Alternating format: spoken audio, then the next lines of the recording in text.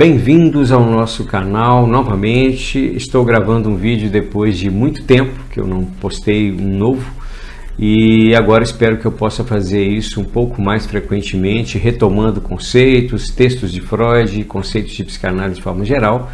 Sejam bem-vindos então para a gente poder ter mais um momento aqui de difusão da psicanálise, se a gente pode dizer assim, né? E hoje a gente vai tratar de um texto muito interessante e muito importante de Freud que se chama O Futuro de uma Ilusão. Esse texto é de 1927 e ele foi escrito nesse contexto que Freud tentava, de certa forma, mostrar as particularidades da psicanálise em relação a outros campos de conhecimento e a proximidade que ele queria que ela tivesse com a ciência. Então, um pouco antes desse texto, Freud escreveu A Questão da Análise Leiga, que é um texto que merece também, talvez a gente produzir um vídeo em outro momento, um ano antes, alguma coisa assim. E um pouco depois ele vai escrever um texto que é interessantíssimo, importantíssimo, que se chama O Mal-Estar na Civilização. A gente encontra aqui, no Futuro de uma Ilusão, algumas referências já de algumas ideias que vão aparecer no mal-estar na civilização, né? E é claro que Freud, quando ele está escrevendo, mesmo que ele faça análises um pouco mais extensas e não fale da sua clínica, do caso clínico, mas ele está sempre falando do ponto de vista da psicanálise e daquilo que a psicanálise pôde trazer de diferença em relação aos outros conhecimentos, que é, fundamentalmente, na linguagem freudiana, a questão do inconsciente e aí com aquilo que o acompanha, pulsão, recalque, sexualidade infantil, né? E aqui ele está chamando de ilusão. Eu já estou adiantando esse ponto porque é importante falar disso para colocar o contexto que Freud trabalha. Ele está chamando de ilusão o que ele está nomeando como as ideias religiosas. E ele vai explicar o que é uma ilusão aí também, né? E quando ele fala de ideias religiosas, ele faz questão de mencionar isso também, ele está falando fundamentalmente da cultura cristã, judaico-cristã europeia, né? Que é a origem de onde ele vai tratar um problema aqui que ele vai fazer uma referência ao monoteísmo. A questão de Freud com a religião ou com as ideias religiosas é algo bastante extenso, que tem muitos autores que trabalharam mais extensamente nisso e não vou entrar nesse ponto, não vou discutir essa questão, né? Eu vou me ater ao texto sobre o futuro de uma ilusão. E é um texto interessante, entre outros, de Freud, que ele escreve o texto como se tivesse um interlocutor, como se ele estivesse falando com alguém com quem ele pudesse contra-argumentar. Então ele escreve alguma coisa e depois ele escreve como se houvesse um interlocutor contestando ou colocando novas questões para ele e aí ele responde. Tem uma construção literária bastante interessante, né? Bom, e por onde é que Freud começa a falar sobre a questão da ilusão, né? Sobre isso que ele está chamando de ilusão e que ele vai contrapor ao que é ciência. Vamos entender também como que ele faz isso, né? A primeira parte do texto, a gente poderia dizer que ele está falando da condição humana, do ponto de vista da psicanálise. E aí ele vai dizer que a gente tem dois grandes problemas como humanos, né, como pessoas em comunidade para resolver.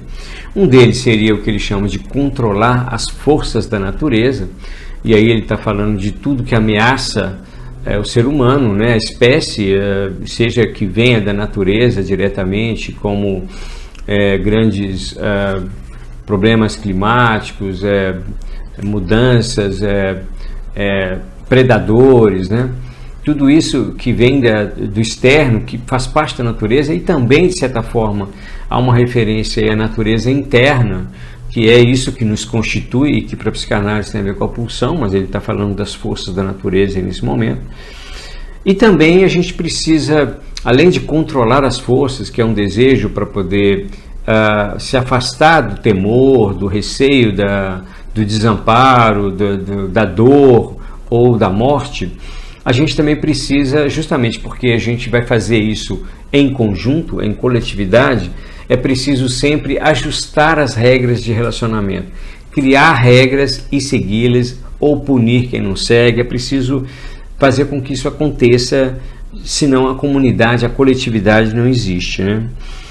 De certa forma, é uma ideia que ele vai desenvolver justamente em Mal-Estar na Civilização.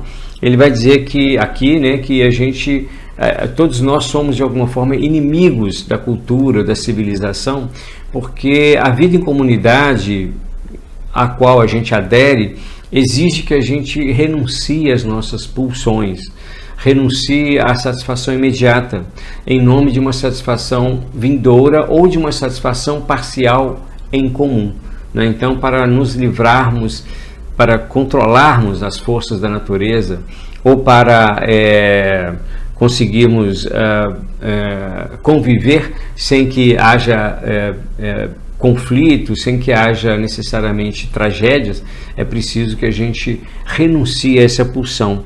Então, na verdade, as tendências agressivas que estão parte do ser humano nessa evolução de espécie, na sobrevivência, e também que tem a ver com a pulsão, elas são refreadas em nome daquilo que compõe a coletividade, que faz com que a gente possa viver junto, né? A gente precisa refrear fundamentalmente as tendências destrutivas ou aquelas de uso e abuso do outro.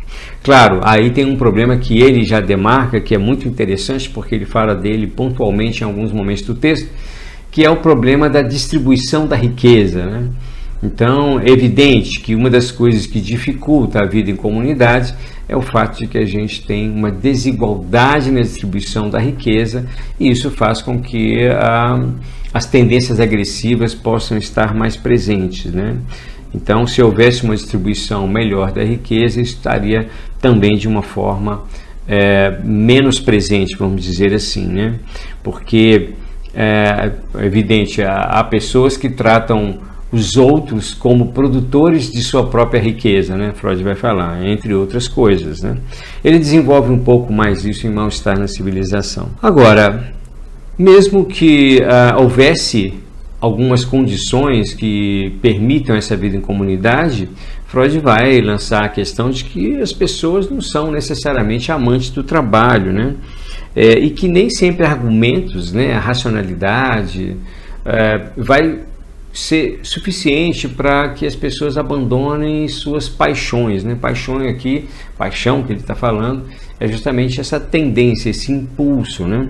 Então, o que deve acontecer? E aí ele cita uma das coisas, né, que ele coloca nesse texto e faz referência a um texto anterior dele, é a exigência de líderes, né, de um líder que faça com que as pessoas caminhem juntas, respeitem as regras em nome de uma determinada liderança, né, de um líder que na verdade é visto um pouco acima da lei.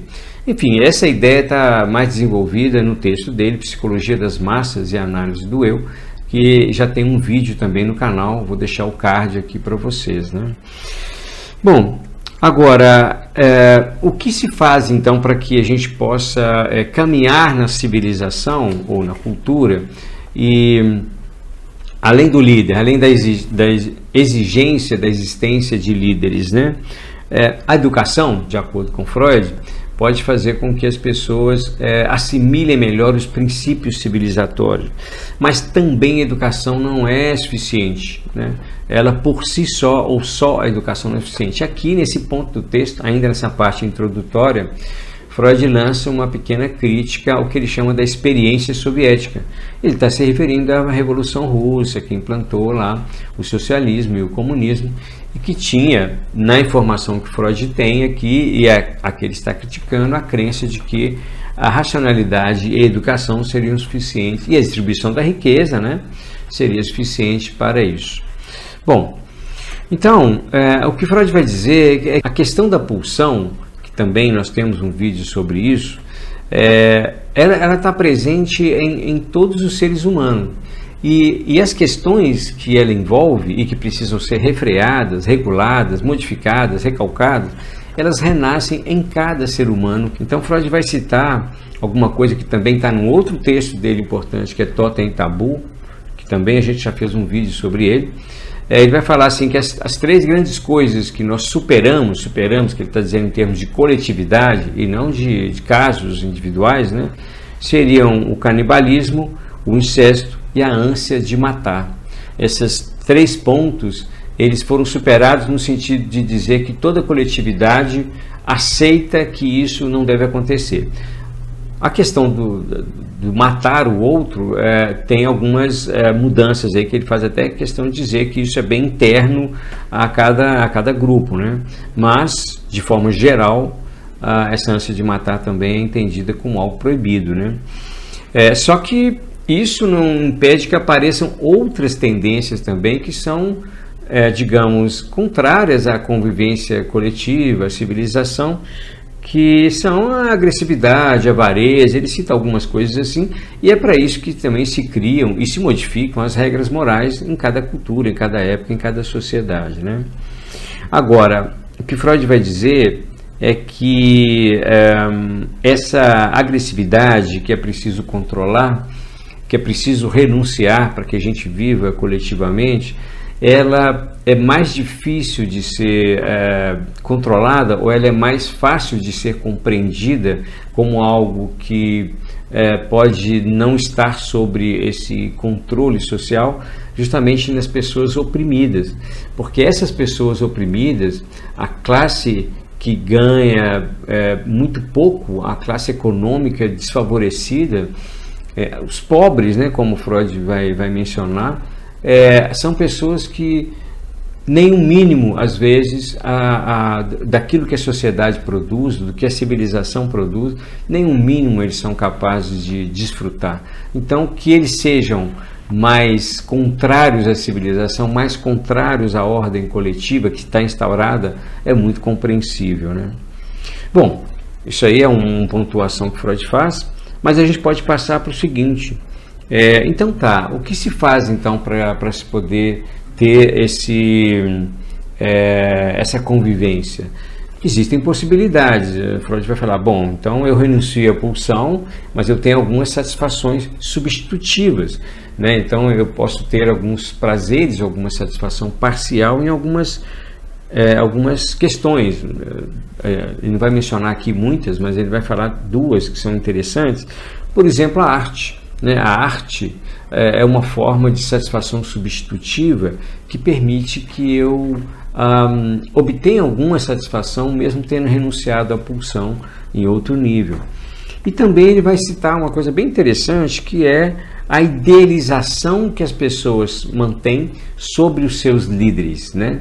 Então, os líderes, ou aqueles que parecem admiráveis, é como se na idealização, na identificação com eles, né, pelo caminho do ideal, é alguma coisa que está lá na psicologia das massas e a análise do eu, o sujeito pode obter uma certa satisfação por admirar o seu opressor, muitas vezes, né? Isso é bem curioso, né? Ele vai dizer, os oprimidos admiram seus senhores, e aí eles obtêm uma certa satisfação, como se eles estivessem ou pudessem estar no lugar desses senhores em algum momento, né? Eu que estou fazendo essa interpretação, mas é alguma coisa que que a gente pode tirar do texto, né? Bom, aí Freud começa a entrar no ponto que ele quer chegar no texto, porque uma outra forma de encontrar uma determinada maneira de entender que se está controlando as forças da natureza, externas, internas, e que por isso é possível temer menos o destino, a natureza, os acidentes que podem acontecer, é a criação de deuses, né? É o que ele chama de humanizar as forças da natureza. Então, se eu passo a entender aquilo que é externo ou que me submete, como as forças da natureza, como deuses, humanizando-os nesse sentido, né? É como se eu pudesse então controlá-los a partir de certos rituais ou de certas questões que podem seduzi-los, agradá-los, né? E aí, ou mesmo no intuito de pedir proteção. Na medida que eu acredito nisso, eu faço desses deuses, eu recebo em troca a crença de que eu estou protegido, de que eu estou amparado, de que é possível que tenha um outro que olhe por mim, né?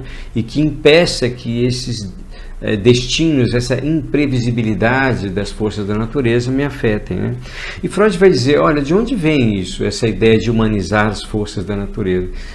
Na psicanálise e na interpretação freudiana, isso vem da vivência infantil. A criança, em relação aos seus pais ou aos seus cuidadores, é assim que ela se comporta, né? Ela se coloca submetida a eles, esperando deles uma proteção e uma direção, né? Então, esse um dos maiores medos, né, infantis e que a gente leva para a vida, Freud também vai citar isso em outros momentos da sua obra, é o desamparo. Então, essa necessidade infantil de proteção, de orientação, de guia, o que Freud vai dizer é que à medida que o ser humano cresce, o sujeito cresce e se desenvolve, ele vai manter, ele vai continuar tendo essa necessidade de proteção, esse desejo de amparo. E ele vai colocar isso, então, numa humanização, por exemplo, das forças da natureza. E aí o que Freud faz é um certo desenvolvimento, aí ele é um raciocínio freudiano no desenvolvimento, mas nesse texto tem esse sentido e é interessante entendê-lo. Ele vai dizer que aos poucos, aí lembrando sempre, a gente está falando então, ele quer chegar na religião, nas ideias religiosas judaico-cristãs europeias, né? Esse é o ponto que ele quer chegar. Então ele vai dizer, primeiro, uma humanização das forças da natureza, que permite essa ideia de amparo. Depois, há um deslocamento das forças da natureza, e essas entidades, esses deuses ligados às forças da natureza, por exemplo, eles passam a ser também deuses ou entidades, né, espirituais, que indicam as regras a serem seguidas. As regras passam a ser ligadas a uma entidade que simbolicamente, né, resgatando um pouco de Totem Tabu, simboliza as regras que compõem o grupo. E, portanto, regras que, se forem violadas, o sujeito deve ser punido de acordo com aquilo que é divino ou que vem dos deuses, né? Então é como se os deuses passassem a ser aqueles que são, como Freud diz, os controladores da moral, aqueles que regulam as relações entre as pessoas. E, além disso, institui-se, isso tem várias culturas aí, muito antigas, que já colocam essas questões, né? Institui-se, além disso, também uma ideia de vida além da morte, né? Então, além de os deuses controlarem as relações humanas, e poderem permitir que os humanos, além de controlar as forças da natureza, também regulem suas próprias relações, eles vão julgá-los por essas relações. Vão julgá-los em vida ou vão julgá-los também após a morte, permitindo que haja, então, uma noção de justiça, uma justiça que, idealizada, ela possa suplantar e ser superior mesmo à justiça ou aquilo que é considerado injusto por cada um na própria vida ou naquilo que acontece aqui na nossa vida, né? E daí Freud vai dizer, bom, então depois disso, qual que é o próximo passo? Bom, todos esses deuses, todas essas tendências, todas essas representações das forças da natureza e das regras morais vai se juntando em uma entidade, né? Em uma inteligência superior que faria com que tudo sempre caminhasse para o melhor, né? É a ideia que Freud coloca lá. E aí o que está por trás disso é a mesma coisa. Então há uma justiça, há alguém que olha, há alguém que ampara, há alguém que tem uma sapiência suficiente para julgar e saber de tudo e julgar tudo conforme leis, né, que aí seriam transcendentes, né? Então, de que ele está falando nesse momento que ele está dizendo que tudo isso foi reunido em uma ideia de uma inteligência superior, de uma vontade superior? Ele está se referindo de alguma forma justamente à criação histórica, né, do monoteísmo, que é a base ali então da religião judaico-cristã e também depois islâmica, né? E aí ele vai dizer que isso tudo, quando se cria o monoteísmo e a ideia de um pai, que justamente o monoteísmo está ligado à ideia de um pai que protege, que julga, que pune, e que ama, né? Aí depende das vertentes. Ele está dizendo, olha, tudo isso tem uma base justamente na mesma relação pai e filho, ou pai e filhos, né? Que esteve presente na infância. É como se fosse uma projeção, né? Da vivência que nós já tivemos na infância e que precisamos continuar a ter em função da questão do desamparo. Bom, feito esse percurso, Freud então vai entrar no cerne do texto, que é o que ele está chamando de ideias religiosas, né? E o que Freud fala primeiro sobre as ideias religiosas? Bom, as primeiras coisas que ele levanta são: ideias religiosas são ensinadas como algo que já é dado, né?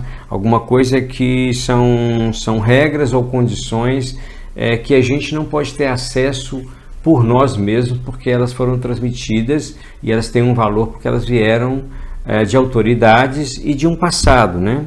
Então, por exemplo, ele diz que se argumenta que a gente deve acreditar nelas porque elas vieram do passado, né? Porque as provas delas foram transmitidas justamente por essas pessoas e porque a gente não deve levantar questões sobre a sua autenticidade.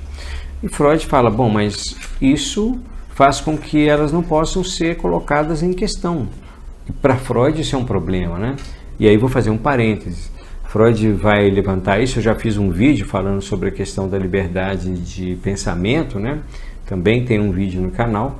Freud valoriza muito a ideia da liberdade de pensamento, né? É preciso ter liberdade de pensamento desde que haja fundamento também para aquilo que se está discutindo, né? Se expressando. Então, onde não há liberdade de pensamento, para Freud aí temos um problema de civilização. E aí, isso que ele está dizendo está bem dentro dessa questão, né? Ele está colocando uma crítica sobre o fato de que as ideias religiosas, que ele chama assim de ideias religiosas, não podem ser questionadas, né? E que quando são questionadas, muitas vezes se responde alguma coisa como a famosa frase creio, apesar de ser absurdo, ou creio, ainda que absurdo, né? Então, assim, pode ser absurdo, mas eu creio, é uma questão mesmo de fé ou de crença. Bom, e aí a ideia central de Freud é que se essas ideias religiosas, como eu tratei antes, têm uma origem no desamparo infantil e na necessidade da proteção por um pai, e na verdade essa proteção por um pai é acompanhada de um temor a ele, né? O pai, né, na imagem que Freud constrói aí do ponto de vista subjetivo e psicanalítico, é esse que se espera a proteção, mas que também se teme a punição, né? Se essas ideias servem para justamente mitigar o temor dos perigos da vida, a ideia de que você prolonga a vida após a morte, de que depois da morte você vai continuar vivo e vai ter uma vida eterna, ele vai dizer o seguinte: essas ideias religiosas, elas não são erros, não é uma questão de serem erradas ou de haver um erro aí, porque elas envolvem o desejo humano de transcendência, o desejo de proteção, de amparo e de transcendência, de vencer a morte, né? Aí ele faz, então, uma questão seguinte: ilusão é uma coisa, erro é outra. Então, quando ele chama as ideias religiosas de ilusão, é porque elas têm uma função subjetiva de responder a essas questões do desamparo, das forças da natureza que podem nos causar dor e sofrimento, da proteção necessária, do temor, da punição, das regras morais, né? Então, existem desejos humanos típicos envolvidos na criação das ideias religiosas, e por isso ele chama de ilusão, que é diferente de considerá-las um erro. Não é um erro lógico, não é um erro racional, são ilusões no sentido de responderem a desejos, né? Nesse ponto do texto, Freud coloca a ideia do interlocutor também, dizendo a ele assim: poxa, mas se a gente retirar dos seres humanos as crenças religiosas, pode levar ao caos, pode levar à desordem máxima, justamente porque em função dessas crenças que as pessoas se submetem à civilização, se submetem a convivência comum. E aí Freud fala, olha, bom, primeiro, não tem na história necessariamente dizendo que os homens, o ser humano, foram mais felizes ou mais morais sob a influência irrestrita da religião, né? Por quê? Porque, na verdade, a religião, do ponto de vista freudiano, tem sempre que se adaptar àquilo que é e que existe. Por exemplo, a pulsão, a um impulso sexual, a questão da paixão, do amor, do gozo, né? Gozo não é um termo do Freud, eu estou introduzindo aqui. Então, assim, a religião se adapta à pulsão, não é a pulsão que se adapta, a pulsão está presente a cada ser humano que nasce, ele vai ser um ser pulsional que vai ter que renunciar à pulsão, né? Inclusive, Freud vai lançar assim, olha, para que haja um perdão, é preciso que haja o pecado, né? Sem que haja o pecado, não é possível falar de perdão, que é justamente essa atitude mais idealizada, né? E aí ele coloca o seguinte, é muito comum que quem estuda e se instrui pode se afastar da religião sem muito problema com isso, né? Mas não necessariamente essa pessoa que se instrui, que estuda, mesmo se afastando da religião, necessariamente não se afasta dos princípios civilizatórios, de acordo com Freud, que são as regras que compõem a sociedade, né? Aí, de certa forma, fazendo um parênteses também como comentário, há aí uma crença freudiana, né, que é essa crença que, de alguma forma, Freud herdou, talvez do que a gente possa dizer do iluminismo, de acreditar que a racionalidade, a razão, né, estaria acompanhada de ética. Então você pode abandonar os preceitos religiosos, que são esses de imposições, restrições, que ele até cita novamente abaixo, e manter os princípios civilizatórios. É uma questão bastante atual. Aí ele vai entrar em outro tema, que é dizer o seguinte, as leis humanas e as leis religiosas, né? O que Freud vai dizer é o seguinte, a origem das leis, ou a origem das regras é sempre humana, né? Então, de onde ele está retirando isso? Da construção que ele faz do assassinato do pai Primevo no Totem e Tabu, no texto Totem e Tabu. É evidente que hoje a gente já trata esse texto como uma construção mítica, né? Tem todo um comentário no vídeo que eu citei, mas é dali que Freud fala, bom, a proibição da morte vem de alguma coisa que aconteceu nos grupos humanos. Aí nós estamos fazendo referência ao Totem e Tabu, né? E que admitir a origem humana das leis teria uma vantagem em relação a dizer que a origem da lei seria divina. Porque a origem da lei divina, ela tem um caráter de imutabilidade que é bem complicado na história humana, né? A lei humana, ela aceita mudar, ela muda constantemente, enquanto a lei que tem a ver com as ideias religiosas, ela tende a ser imutável. Isso é um problema, né? O Freud coloca como um problema, né? E aí ele faz uma comparação com o desenvolvimento da humanidade, né? Onde estariam as ideias religiosas no desenvolvimento da humanidade, né?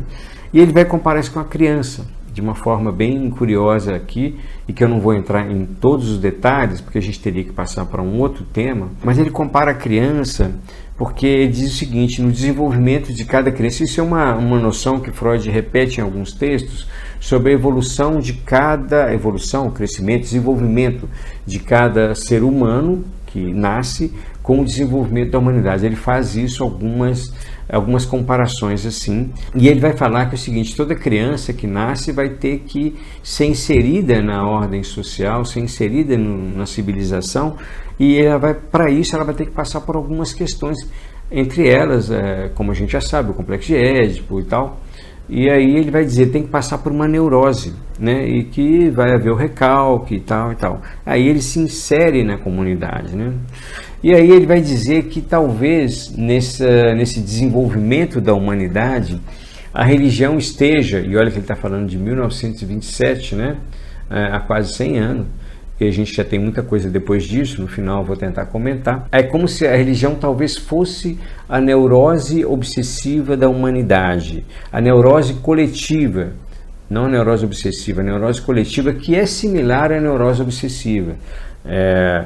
Em que sentido? É porque alguns anos antes Freud tinha escrito um texto que se chamava atos obsessivos e práticas religiosas, como se então, em alguns rituais do neurótico obsessivo, ele estivesse construindo uma religião própria. É uma comparação que tem a ver com o texto, não vou entrar nela agora, esse texto é de 1907.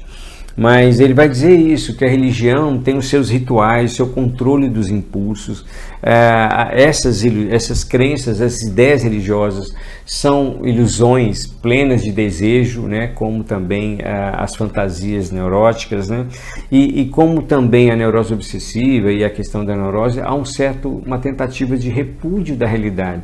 Que realidade Freud está falando?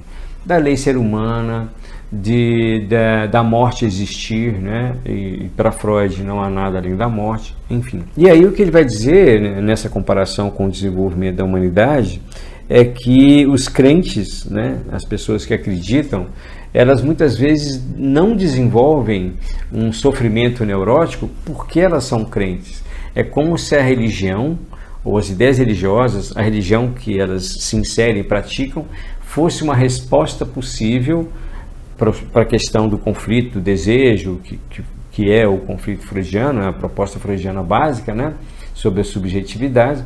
Então é como se a religião ou as práticas religiosas pudessem substituir a neurose.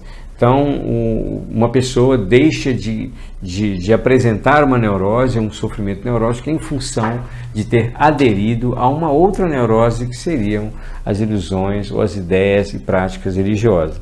É uma posição freudiana baseada na sua clínica e que não dá para entrar no detalhe agora em função de que isso é um outro texto, mas é importante marcar, né? Pensando então que a religião ocupa um lugar importante subjetivamente e para Freud está num lugar de uma neurose coletiva, ele vai dizer, olha, então não há como retirar a religião das pessoas de uma vez, isso é impossível, né? A religião, aí ele faz uma comparação bem curiosa, a religião é como um narcótico, né? E ele faz a comparação com um medicamento para dormir. Ele não desenvolve isso, mas é uma comparação curiosa dentro do que ele está dizendo, né? Aí a pergunta que ele se faz através dessa conversa com um interlocutor imaginário, né? Mas retirar a religião das pessoas não seria ter de colocar outra coisa com a mesma característica, porque as pessoas precisam disso, né? Ou seja, encontrar alguma coisa que possa não precisar de pensar, que seja isento de crítica, que possa ser recebido desde a infância e que tenha a ver com a realização dos desejos, como ele citou as ilusões, né? Aí Freud não responde essa pergunta muito bem, mas ele caminha para dizer que a questão dele é com a ciência, né? Então, por que a ciência, do ponto de vista freudiano, não seria uma ilusão, né? Porque aquilo que a ciência propõe não é imutável, né? Não é incapaz de correção e não possui, aí Freud usa essa expressão, um caráter delirante, ela está baseado em alguma coisa, né? Quando alguma coisa muda na ciência, quando surge um novo conceito, quando os dados mudam o que existe, isso não faz desmoronar o mundo de um cientista, diferente de um crente, né, na perspectiva freudiana, de que se algo de um dogma ou de alguma coisa similar a um dogma seja questionado, isso é defendido muito afetivamente, porque isso pode colocar o mundo daquele crente abaixo, né? Então Freud vai dizer que o Deus, o nosso Deus, ele diz assim, é o Deus que ele está falando da ciência, Logos, né? Ele usa a escrita de Logos em grego, ele deixa entre parênteses lá no texto, e Logos em grego a gente sabe que tem a ver com a razão, com a racionalidade, sim, mas também tem a ver com a linguagem, né? Tem a ver com a interseção aí com a linguagem, né? Logos tem muitos sentidos, né? Mas ele está enfatizando a questão de que há alguma coisa que diz respeito a uma racionalidade, né? Então, se a gente espera do nosso Deus, né? Deus ele escreve com letra minúscula, Logos, é a mesma coisa que o crente espera do seu Deus ou dos seus deuses. Mas a gente sabe que o Deus Logos vai trazer as coisas muito mais gradualmente, mais devagar, a longo prazo, né? E aí ele coloca mais uma posição que a gente pode remeter a essa convicção sobre a ciência de Freud, né? Que ele diz: a longo prazo nada pode resistir à razão e à experiência. Enfim, é uma posição freudiana que a gente poderia colocar em questão hoje, né? Agora, esse Deus, Logos, ele tem limites, né? E parte do limite da ciência vem da nossa própria limitação, da limitação da nossa experiência, da limitação daquilo que a gente é capaz de construir, daquilo que é capaz de alcançar, até mesmo pela razão, pelo nosso próprio aparelho perceptivo e daquilo que a gente pode supor existir, mas não tem como alcançar, né? Mas que a gente aceita isso, ele fala, né? Os cientistas, ele está se colocando nesse meio, aceitam isso, né? Então, para Freud seria muito mais interessante uma educação não religiosa, uma educação que não precisasse impor muitas restrições sem fundamento para as crianças e para os jovens, inclusive restrições de caráter sexual às vezes bastante evidente, né? E que isso fosse deixado a cargo da formação dos preceitos civilizatórios, acreditando na ciência, né? E aí ele tem uma frase, que é a frase com a qual ele termina o texto, e que tem esse mesmo caráter que a gente acabou de falar, de uma crença na ciência e de uma crença que ele possui um eco iluminista, né? Não, nossa ciência não é uma ilusão. Ilusão seria imaginar que aquilo que a ciência não nos pode dar, podemos conseguir em outro lugar, né? Então é uma defesa da ciência e fundamentalmente uma defesa de que a psicanálise para Freud está no campo científico, né? Não é uma arte, ela não é uma iniciação xamânica, como outros vão colocar, ela não é uma crença religiosa, ela não é uma filosofia de vida. Freud teve que escrever sobre tudo isso, né, para tentar dizer que para ele o campo da psicanálise é o campo científico, né? Bom, mas só para fechar esse texto aqui, eu acho que eu gostaria de levantar mais 3 questões, né? A primeira é que esse texto de Freud tem quase 100 anos e a gente sabe que a questão da ciência, como Freud esperava, né, que ela pudesse ser... Já havia uma decepção com a ciência em função da Primeira Guerra Mundial, que foi bastante tecnológica, mas o que a gente viveu nesse século depois de Freud, e fundamentalmente a partir da década de 80, a gente pode dizer isso, 70, 80, foi a conjunção entre a ciência como produção de conhecimento e modo de vida, muitas vezes a gente pode entender a ciência, e a tecnologia no mercado de consumo. Então essa junção ciência, tecnologia, mercado de consumo tem produzido alguns efeitos que hoje se colocam como sofrimento, né? E aí são elaborações, claro, se tem efeitos de bem-estar também, mas tem efeitos de sofrimento que, por exemplo, Lacan desenvolveu, não vou citar aqui agora, né? Mas quando ele fala sobre a questão do consumo, né? E que também os psicanalistas lacanianos têm desenvolvido um pouco por aí, né? Agora, outra questão é que Freud, de certa forma, desconsiderou um pouco o valor subjetivo da crença, né? E dessa necessidade de proteção e amparo que a ideia de uma transcendência que olha por cada um tem, o valor que isso tem, a consistência que isso tem, né? Então, assim, Freud acreditava, talvez, num caminho, como ele fala, do desenvolvimento da humanidade, um desenvolvimento em que a secularização da sociedade fosse crescente e isso fosse deixando para trás a neurose coletiva, que seriam as ideias religiosas. Não é isso que está acontecendo, pelo menos até hoje, né? A gente tem movimentos bem curiosos em relação ao que é a religião, o que são as ideias religiosas, a transcendência nas suas mais diversas vertentes. Também entrar nisso aqui não valeria a pena, mas Freud desconsiderou talvez uma outra questão que esteja envolvida na busca por uma transcendência, além da busca do amparo e da proteção, né, que é fácil de perceber no raciocínio freudiano, mas pode haver uma outra coisa, né?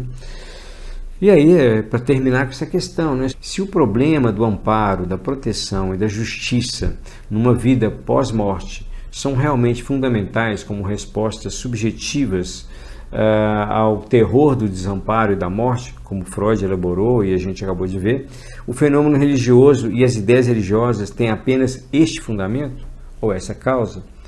Isso que valeria a pena manter como questão em função de que a gente vê mais ciência e mais ideias religiosas, né? Fico com essa questão, recomendo evidentemente a leitura do texto de Freud, porque aqui é apenas um resumo, tem muito mais coisas lá e a leitura é que articula e que permite com que cada um possa retirar dele o que lhe parece mais interessante, né? Então, leiam Freud. Fica aqui o vídeo, se você gostou, deixe seu like, compartilhe com os amigos, faça sugestões, críticas e até o próximo.